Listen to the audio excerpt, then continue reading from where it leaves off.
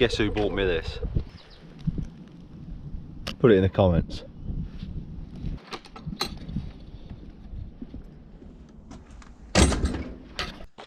Monday morning, you beauty.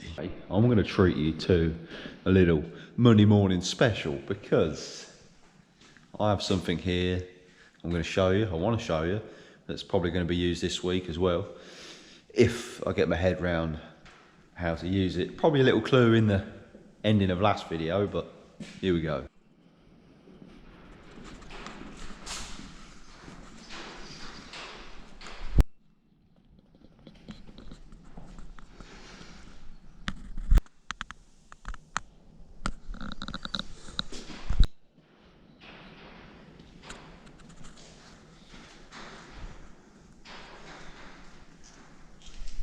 We've bought the round baler. This is actually a smaller baler, it's a 150. I do a New Holland roll belt 180. This will only make a 5 foot round bale. The tallest I'll do is a 6 foot round bale. But nevertheless, she's 2018, 2017.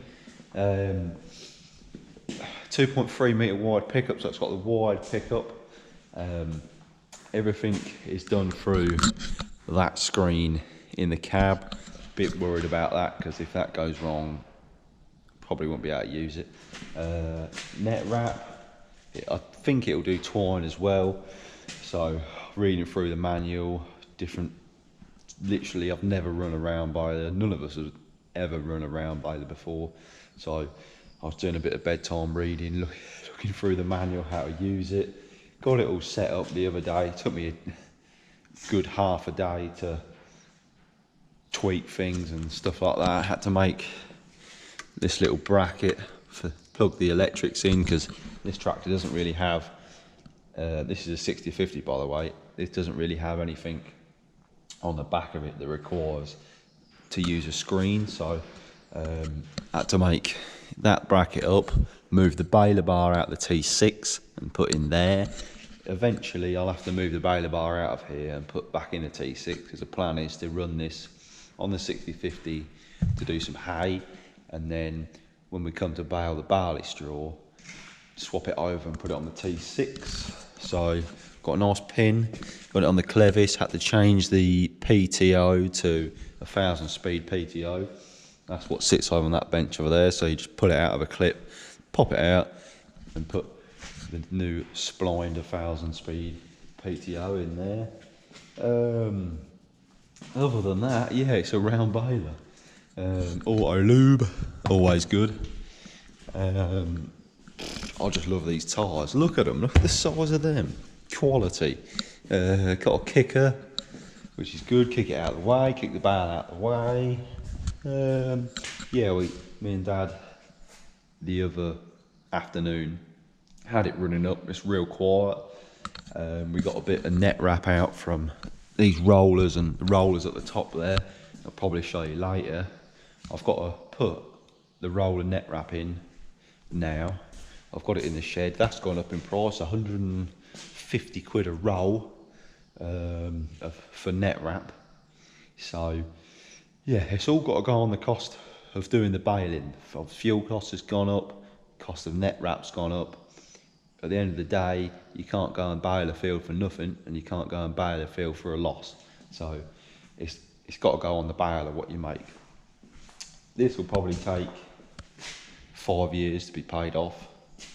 At the end of it, will it be more beneficial to having our own? Who knows? We'll see with the black grass control and bits and pieces like that. But yeah, what do you reckon? She's a tiny bit of kit. And yeah, we'll see how we get on with it.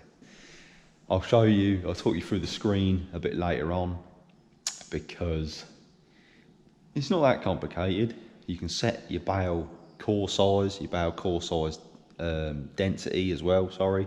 You can set the core density, you can set the density of the bale, how many wraps go around the bale all through that screen, the timing of the duckbill, so when how quick it goes and how quick it retracts. Yeah, I have actually been reading.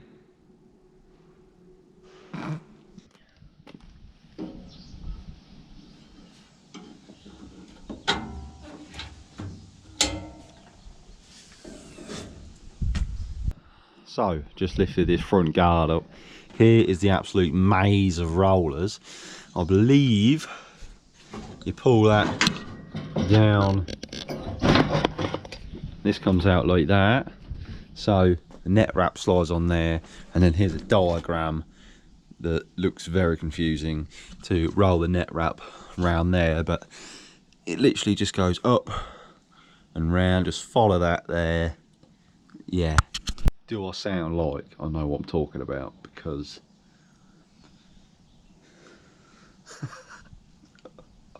let's not get bogged down on the net wrap. Now then, got the net wrap on, you have to weave it around the rollers, like I said in the diagram there, push it through with this. I'll show you around the other side. We'll give us some grease because I know, although it's auto lube, the auto lube basically just as the chains. So I'm going to grease all the grease nipples. There's a lot on here, but yeah, come around the other side.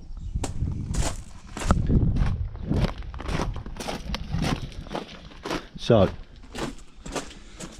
as you can see, probably we've fed the net wrap round the rollers, and then you push it through down here with that metal tool, and then down. This is the cutter bar here, and this whole section here, once the bale is made, engages, moves down, pushes the net wrap to this spiky roller. That rolls it round the bale, pushes it round the bale, and then this will cut it towards the end. We'll just alter this clip here to centre it with the bale chamber. Doesn't she look a honey? Oh, leave me on the 60/50. Never had a baler before on this farm.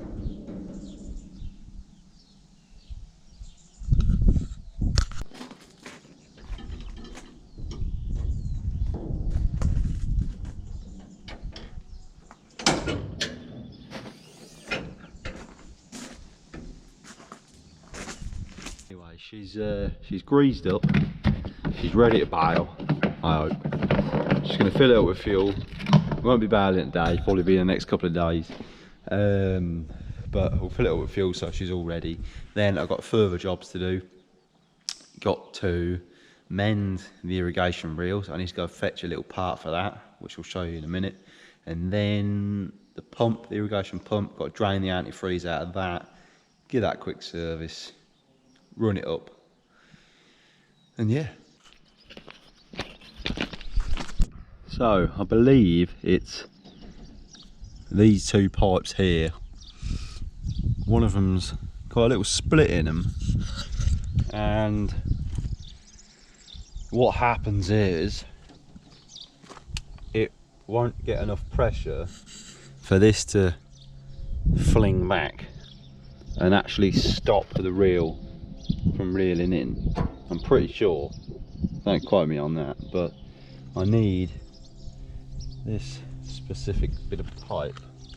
I might actually take off and take to FJS is the place which do irrigation equipment. Whether it's split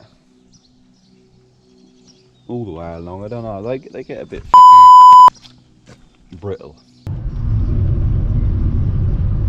So I am just on my way to get some more pipe for that irrigation reel, a couple more seals for the irrigation pipes, another bit of lay flat pipe and a couple more connectors.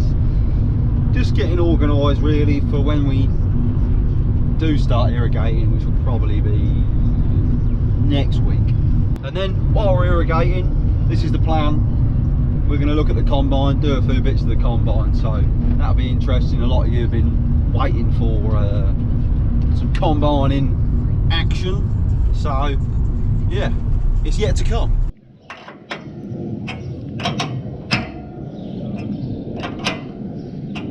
So what I've done is I've replaced that hose there, that one there, and also this little one here.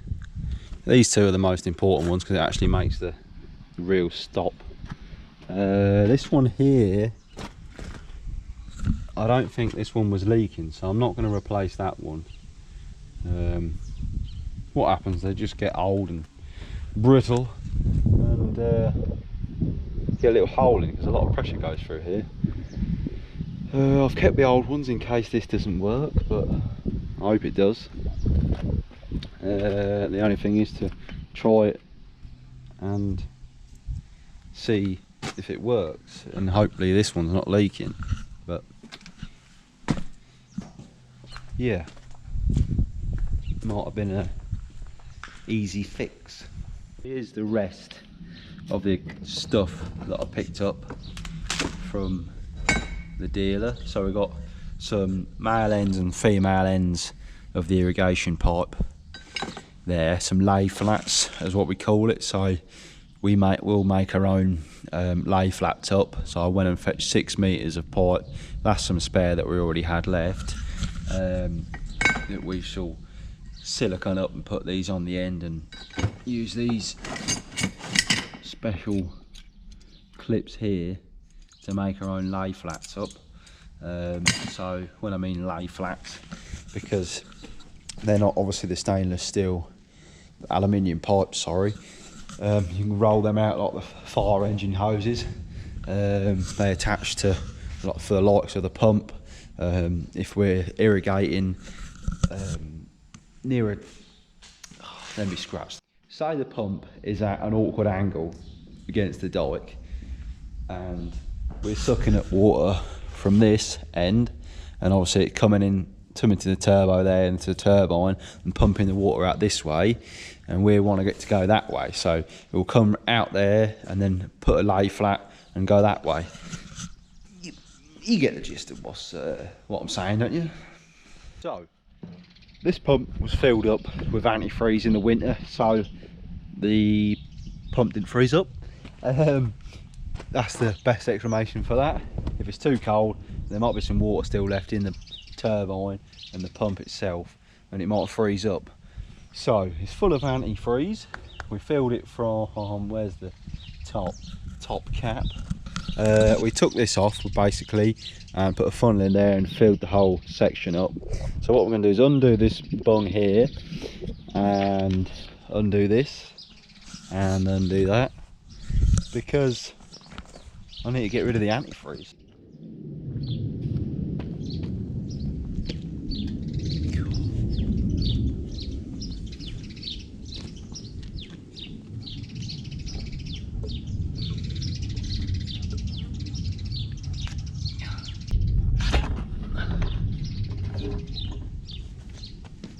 Ready?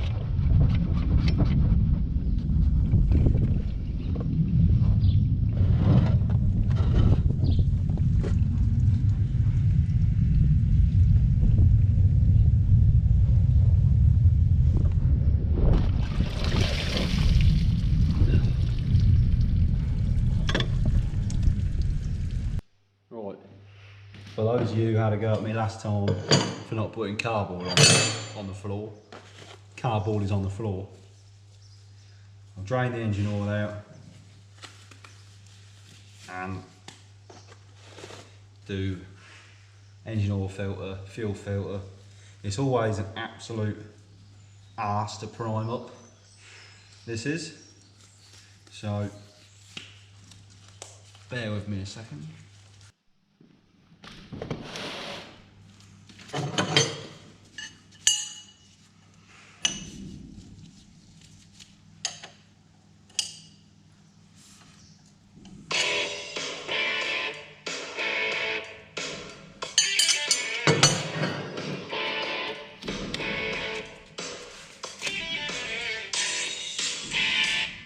Hello. Anyway, before I got rudely interrupted, you couldn't write it. Anyway, let's try and not get interrupted again.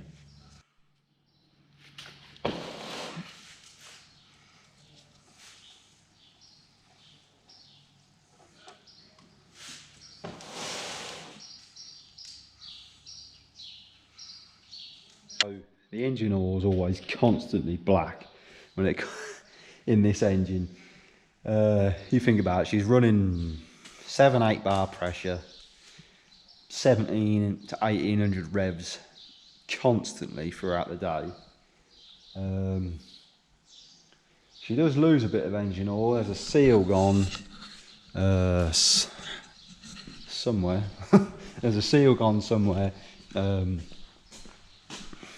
Whether it's that, I don't think it's that main sump seal, but every now and again it just squirts a bit of oil on the radiator and sort of bungs up the radiator a bit, so that's got to be blowing out. Just got to keep, something that you just got to keep an eye on. It's temperamental, this pump is. I'm pretty sure Dad got it second hand, and Paddy, who watches this, who comments, helped him get it all set up, mounted it on these rubber bushes there to stop the vibration from the diesel tank and stop the vibration from the engine cracking the diesel tank, sorry.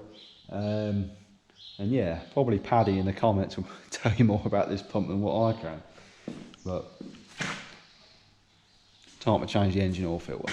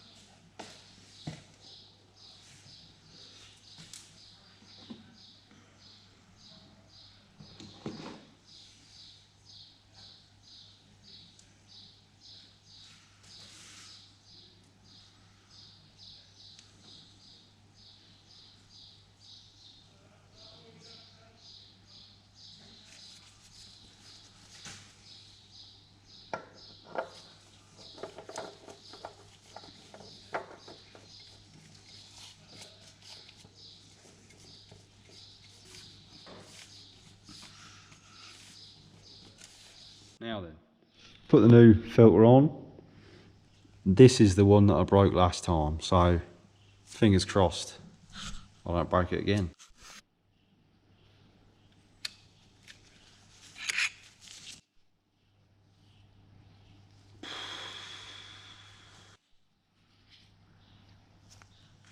Steady. Steady. Oh, I've got the wrong size to start with. It's actually an 11mm, not a 10mm. What a day. Don't break it, Rob. Don't break it. Anyway, Dad's out spraying. I'm gonna concentrate on what I'm doing. Nevertheless, thank you very much for watching. Hit the like, hit subscribe, and we'll see you again for the next one. See you later. Ta.